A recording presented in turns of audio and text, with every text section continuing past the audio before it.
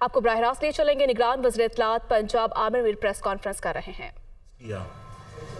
تو اس دوران جو دوسری جانب سے تشدد کے واقعات ہوئے ہیں، جن میں درجنوں پولیس کے جوان جو ہیں وہ زخمی ہوئے ہیں، جن میں سے کچھ جو جوان ہیں وہ شدید زخمی ہیں، اور اس کے علاوہ جو کورٹ آرڈرز کو ریزسٹ کیا گیا مسلسل 2-3 روز، اور ایک علاقے کو نو گو ایریا بنا دیا گیا، اس حوالے سے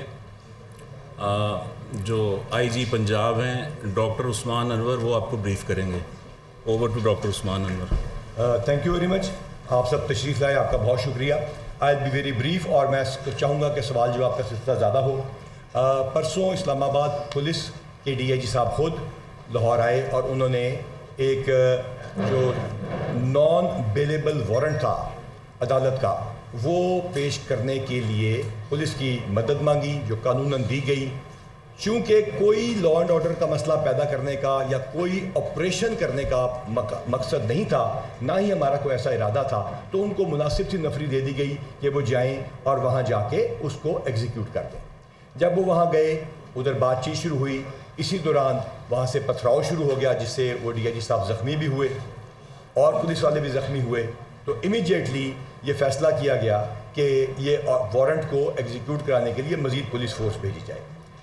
جب یہ مزید پولیس فورس بھیجی گئی تو آگے سے پہلے سے تیار ہوئے مسلح جتھوں نے پولیس کے اوپر حملہ بھی کیا، اور ڈنڈے برسائے، پیٹرول بمز پھینکے، پتھر جو پہلے سے تیار تھے وہ مارے گئے، اور اس کے علاوہ بہت سارے ایسے غیر قانونی کام کیے گئے جس کی وجہ سے سرکاری املاک کو نقصان پہنچا۔ گرین بیلٹس کو جلایا گیا، بجلی کے کھمبوں کو جلایا گیا، پھر پولیس کی گاڑیوں پہ حملے شروع ہوئے، رینجرز تھی ساتھ، رینجرز کی گاڑیوں پہ حملے ہوئے، رینجرز کے سپاہیوں پہ پیٹرول بم مارے گئے۔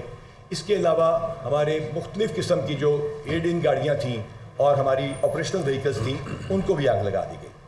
پولیس والوں کو یہ حکم دیا گیا تھا کہ وہ کوئی اسلحہ کیری نہیں کریں گے، یعنی اسلحے سے مراد کوئی بھی ایسا ویپن جس میں گولی ہو، چاہے وہ ربر بلٹ ہو۔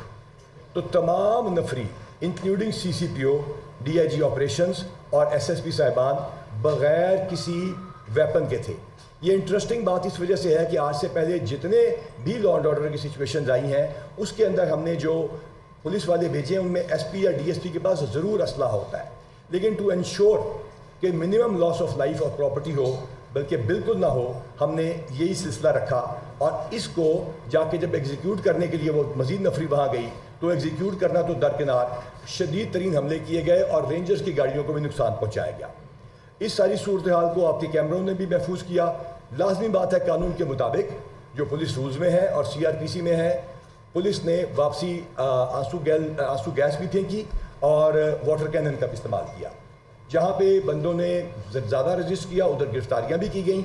یہ سلسلہ جاری رہا۔ سی سی پی او صاحب، ڈی آئی جی آپریشن صاحب جو یہاں پہ بیٹھے ہوئے ہیں، ان کے اوپر خود کے اوپر پیٹرول بم کا حملہ ہوا، ان کے اوپر فزیکلی۔ ہماری اے پی سی کے اوپر مارا گیا، جس میں ہمارے ایس پی صاحب بیٹھے تھے۔ ہماری ایک انتہائی ڈیسنٹ اور ایماندار پولیس آفیسر ہیں ایس پی ہمارا شرازی، خاتون ہونے کے باوجود ان کے اوپر باقاعدہ پتھراؤ کیا گیا، ان کو زخمی کیا گیا۔ باہر سے آئے ہوئے کچھ ڈی پی او صاحبان، جس میں سے ڈی پی او زاہد مروت صاحب ہیں، ان کے اوپر بھی پتھراؤ کیا گیا، ان کو بھی زخمی کیا گیا۔ یہاں تک کہ جو لیڈی ایس پی صاحبان وہاں ڈیوٹی پہ تھیں، ان کے اوپر بھی حملہ کیا گیا۔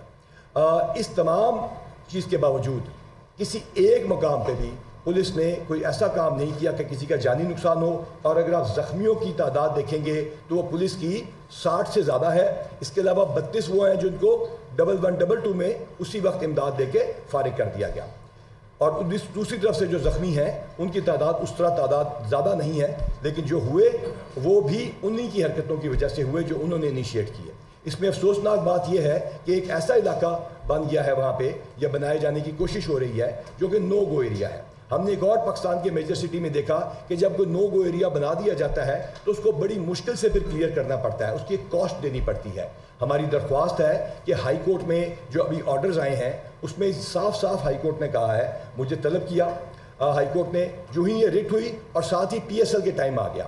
جب پی ایس ایل کا ٹائم آتا ہے تو ہمارے پاس ایک ڈیسیجن لینے کی بات تھی کہ چونکہ مال روڈ بالکل ساتھ ہے، ٹیمیں مال روڈ پہ ٹھہری ہوئی تھیں اور ان کو ہم نے سیفلی کیری کرنا تھا. We did not want any bad thing to happen to those teams اور ٹو دا روٹ، اور ہم نہیں چاہتے تھے کوئی ایسا غلط کام ہو جس کی وجہ سے پاکستان کا ایک انتہائی سکسیزفل برانڈ جو دنیا کا دوسرا بڑا کرکٹ فرنچائز ہے اس کو کوئی نقصان ہو. جبکہ دوسری جانب سے ہمیں نظر آ رہا تھا کہ اس کی کوئی پرواہ شاید نہ کی جائے، اس وجہ سے ہم نے اپنے پیش قدمی کو روکا. چونکہ ہائی کورٹ میں ریٹ ہو چکی تھی، مجھے بلایا جا چکا تھا، میں ہائی کورٹ میں پیش ہوا.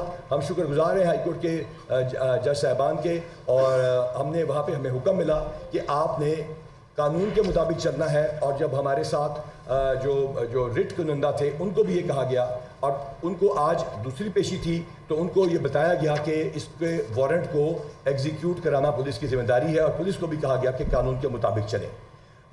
جو واقعات ہوئے اس کی ایف آئی آر درج کر لی گئی ہیں مختلف دفعات میں، اور ان کے مطابق کارروائی کی جائے گی.